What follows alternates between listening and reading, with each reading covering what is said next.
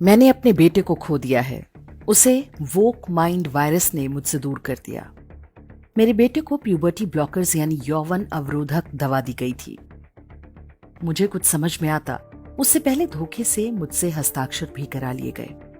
उन्होंने मुझसे कहा था कि यह दवा नहीं दी गई तो वो आत्महत्या कर सकता है। अमेरिकी उद्योगपति एलॉन मस्क ने एक इंटरव्यू में पहली बार अपने बेटे के बारे में बात की है। Your son is dead. So my son Xavier is dead. Killed by the woke mind virus. वर्ष 2022 में उनके 18 वर्षीय बेटे जेवियर ने घोषणा की थी कि वो अपना लिंग परिवर्तन करा रहा है। उसने अपना नाम बदलकर लड़की नाम विवियन जेना विल्सन कर लिया। पता चला कि कुछ समय से स्कूल में उसे सेक्स चेंज के लिए तैयार किया जा रहा था। स्कूल में ही हार्मोन्स के इंजेक्शन दिए जा रहे थे ताकि उसमें अपनी लैंगिक पहचान को लेकर भ्रम पैदा हो जाए। एलॉन मस्क का बेटा अब एक लड़की के रूप में रहता है और अपने पिता से उसने सारे संबंध तोड़ लिए हैं। 1 वर्ष पहले ही एलॉन मस्क की बेटी भी कम्युनिस्ट बन गई थी। उसने स्वयं को समलैंगिक घोषित कर दिया और सार्वजनिक रूप से कहना आरंभ कर दिया कि पैसे वाले लोग बहुत बुरे होते हैं, वे पूरी दुनिया का शोषण कर रहे हैं। एलॉन मस्क ने अपनी बायोग्राफी में कहा है कि मैं देख सकता हूं कि खुद को लिबरल और प्रोग्रेसिव कहने वाले कम्युनिस्ट हमारे समाज और परिवारों को अपने चंगुल में ले रहे हैं। हमारे बच्चे उनका आसान शिकार हैं। मेरी बेटी कैलिफोर्निया के जिस प्रतिष्ठित crossroads school of arts and science में पढ़ती थी, उसी ने उसके अंदर वोकिज्म के बीज बोए। मैंने पाया कि उन दिनों ट्विटर युवाओं में बहुत लोकप्रिय था। मेरी बेटी समेत नई पीढ़ी के बहुत सारे बच्चे इस पर सक्रिय थे। ट्विटर अपने एल्गोरिदम की सहायता से बच्चों के कोमल मन मस्तिष्क से खेल रहा था। उन्हें वोक बनाया जा रहा था। उनके दिमाग में बिठाया जा रहा था कि समाज और परिवार उनका शत्रु है। स्कूल में ही उसे बताया गया था कि उसके पिता एक अरबपति हैं, इसलिए उसे अपने पिता से घृणा करनी चाहिए। इसके बाद ही मैंने ट्विटर को खरीदने का निर्णय किया ताकि अन्य बच्चों को इस दिमागी वायरस से बचा सकूं। ये सब अमेरिका में हो रहा है, लेकिन आपको पता होना चाहिए कि वोकिज्म नाम का ये मानसिक रोग भारत में भी पहुंच चुका है। हमारे बच्चे भी इसके खतरे में हैं। यहां भी इसे स्कूलों, शिक्षकों, पुस्तकों और मनोरंजन के माध्यम से बच्चों के मन मस्तिष्क में बिठाया जा रहा है। जिस प्यूबर्टी ब्लॉकर के कारण एलॉन मस्क ने अपने बेटे को गंवा दिया, उसे भारत में लाने का श्रेय किसी और को नहीं बल्कि सरकारी पैसे पर चलने वाली संस्था national council for educational research and training अर्थात NCERT को जाता है। अकेले इस एक संस्था ने भारतीय धर्म और समाज को जितनी क्षति पहुंचाई है, उतनी संभवतः किसी अन्य ने नहीं पहुंचाया होगा। इतिहास के नाम पर स्कूली पुस्तकों में वामपंथी और जिहादी कचरा भरने वाली NCERT और इसमें बैठे कॉमरेडों ने प्यूबर्टी ब्लॉकर का आइडिया वर्ष 2021 में कोविड की दूसरी लहर के तत्काल बाद लॉन्च किया था। तब NCERT ने अध्यापकों के प्रशिक्षण का एक मैनुअल जारी किया था, जिसके अनुसार अध्यापकों को बच्चों की लैंगिक विविधता यानी जेंडर डाइवर्सिटी को लेकर संवेदनशील होना चाहिए। आप सोचेंगे कि ये क्या होता है?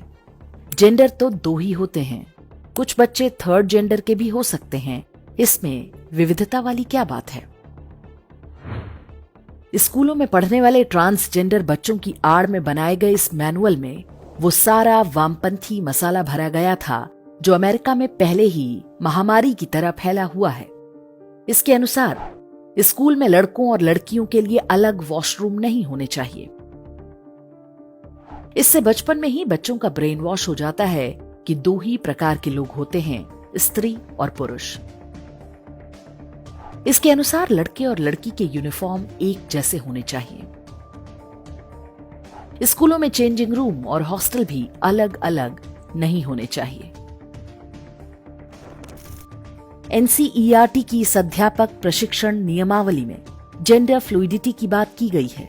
इसका अर्थ है कोई व्यक्ति जब चाहे अलग अलग लैंगिक पहचान के साथ रह सकता है। पूरी तरह से इच्छाधारी। जब मन में आया तब लड़का, जब मन में आया लड़की। एनसीईआरटी के इसी डॉक्यूमेंट में प्यूबर्टी ब्लॉकर्स की वकालत की गई। ये एक प्रकार की दवाएं होती हैं जिनसे बढ़ते बच्चों में उनके लैंगिक गुणों का विकास रोका जा सकता है। यानी आपके बेटे को स्कूल में लगा कि लड़की बनने में अधिक लाभ है, तो वो प्यूबर्टी ब्लॉकर्स लेकर लड़के के रूप में अपने प्राकृतिक विकास को रोक सकता है। मैनुअल के अनुसार शिक्षकों को चाहिए कि वो इस काम में बच्चों की सहायता करें। इसके लिए बच्चों के माता पिता की सहमति अनिवार्य नहीं होनी चाहिए। जब हंगामा हुआ तो केंद्र सरकार नींद से जागी और एनसीईआरटी के इस मैनुअल को रद्द किया गया। लेकिन खतरा अब भी टला नहीं है। अब बड़े बड़े प्राइवेट पब्लिक स्कूलों के माध्यम से इसे लागू करवाया जा रहा है। भारतीय न्यायपालिका के कुछ जज भी इसमें सहायक हैं। इनमें अधिकांश वो हैं जो हार्वर्ड जैसे अमेरिकी विश्वविद्यालयों से पढ़कर आए हैं।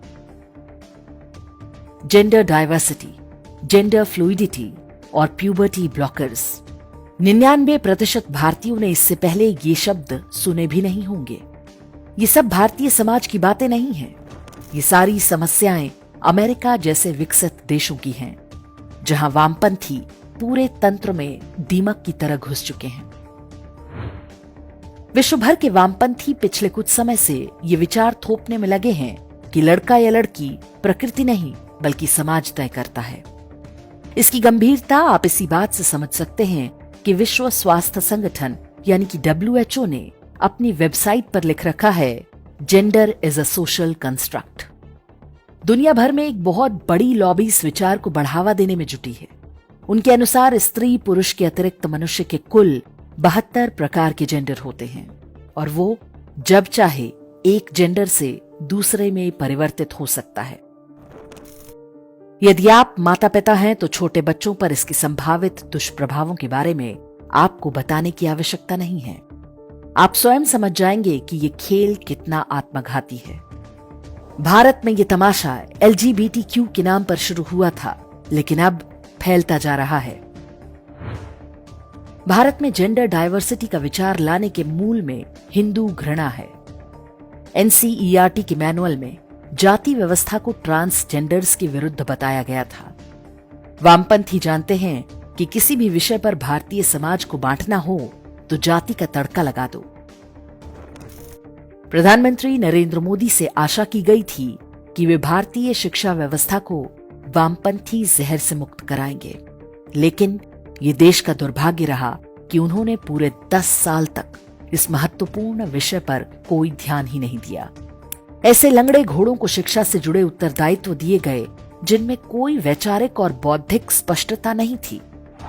सरकार का ध्यान इस समस्या की ओर कब जाएगा हमें नहीं पता, लेकिन एक समाज के रूप में हमारे भी कुछ उत्तरदायित्व हैं। बच्चों को स्कूलों में जो कुछ पढ़ाया जा रहा है उसे अंतिम सत्य ना माने। बच्चों को सत्य से भी परिचित कराएं। जेंडर, हिस्ट्री, ह्यूमन राइट्स और एनवायरमेंट की पढ़ाई पर विशेष दृष्टि रखें। वोकिज्म की शिक्षा यहीं अधिक दी जाती है। बच्चों को बताएं कि कांग्रेस की सरकारों के समय इतिहास की पुस्तकों में झूठी बातें डलवाई गई थी। बच्चों को वामपंथी षड्यंत्रों के बारे में भी बताएं कि वे कैसे समाज को बांटने का प्रयास कर रहे हैं। बच्चों को LGBTQ, ब्लैक लाइव्स मैटर जैसे अमेरिकी अभियानों से दूर रहने को कहें। अपने बच्चों को धर्म और परंपराओं से जोड़ें, सत्य बोलने और बड़ों का सम्मान करने की शिक्षा दें। इलॉन मस्क अरबपति हैं, उनके पास सुविधाओं की कोई कमी नहीं। वोकिज्म के दिमागी वायरस से जब वे अपने बच्चों को नहीं बचा पाए तो सोचिए कि हमारे आपके लिए ये कितना बड़ा खतरा है। हम केवल सरकार के भरोसे नहीं बैठ सकते। जब समाज जागेगा, संभवतः सरकार भी तभी इस समस्या की गंभीरता को समझेगी।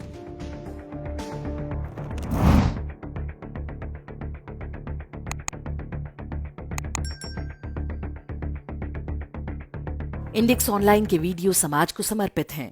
आप इनको डाउनलोड करके जैसे चाहे वैसे प्रयोग कर सकते हैं। चाहे तो आप हमारे टेलीग्राम चैनल से जुड़ सकते हैं।